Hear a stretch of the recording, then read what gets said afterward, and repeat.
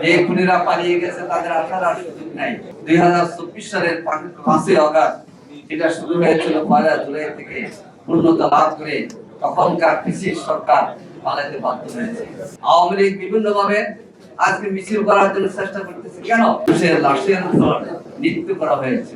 গণতন্ত্রের অগ্রযাত্রা সেদিন আওয়ামী সন্ত্রাসী বাহিনী ঢুকে ঘটে দিয়ে হত্যা করেছে। এর আগের দিন তৎকালীন প্রধানমন্ত্রী বেগম খালেদা জিয়া বক্তব্য দিয়েছিলেন।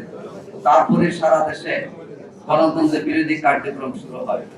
2006 সালে 28 অক্টোবরের ধারাবাহিকতায় 2007 সালে 22 জানুয়ারি তার সাংবিধানিক ধারাবাহিকতায় নির্বাচন হওয়ার কথা, আওয়ামী লীগ সে নির্বাচন ভণ্ডুল করে দেশে একাধার সরকার আসার পর অসুস্থ করে। এই তাবেদার সাম্রাজ্যবাদের দোসররা 2 বছরে আমাদের গণতন্ত্রের ধ্বংসের দ্বারপ্রান্তে নিয়ে যায়। তারা ধারাবাহিকতা 2008 সালে নির্বাচনে তাবেদার শক্তি আওয়ামী লীগ ক্ষমতায় আসে। এই বিগত 18 বছরে এই দেশের জনগণের উপরে, তরুণদের উপর, মানুষের উপরে যে অত্যাচার হয়েছে তার বিরুদ্ধেই সোচ্চার ভূমিকা পালন করতে গিয়ে তরুণ যুবকেরা রক্ত দিয়েছে। এবং 2024 সালের 5ই আগস্ট এটা শুরু হয়েছিল 1 জুলাই থেকে পূর্ণতা লাভ করে তখনকার পিসির সরকার পালাতে বাধ্য হয়েছে। আজকে আমরা দাবি জানাতে চাই, সেই পিসির সরকারের যিনি মধ্যমণি বঙ্গভবনে তিনি এখনো বসে আছেন। আমরা আজকে বিএনপির কাছে প্রশ্ন রাখতে চাই, আপনারা বিচার অঙ্গীকার করেছিলেন, কিন্তু যিনি পিসির সরকারের নেতৃত্ব দিয়েছে এখনো বঙ্গভবনে আছেন।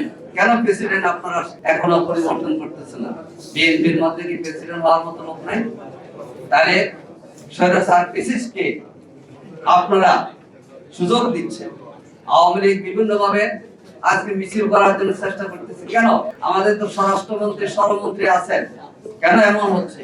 এই জন্য আজকে আমরা দাবি তুলতে চাই, 1 থেকে 5 আগস্ট পর্যন্ত কর্মসূচি পালনের মধ্যে দিয়ে সারা বাংলাদেশের ছাত্র জনতার কুনুদের বিরুদ্ধে আমরা গণপ্রতিরোধ গড়ে তুলতে চাই। আমরা মানুষের মধ্যে সেই ধরনের জাগরণ তৈরি করতে চাই যে খুনিরা পালিয়ে গেছে তাদের আসার আর সুযোগ নাই।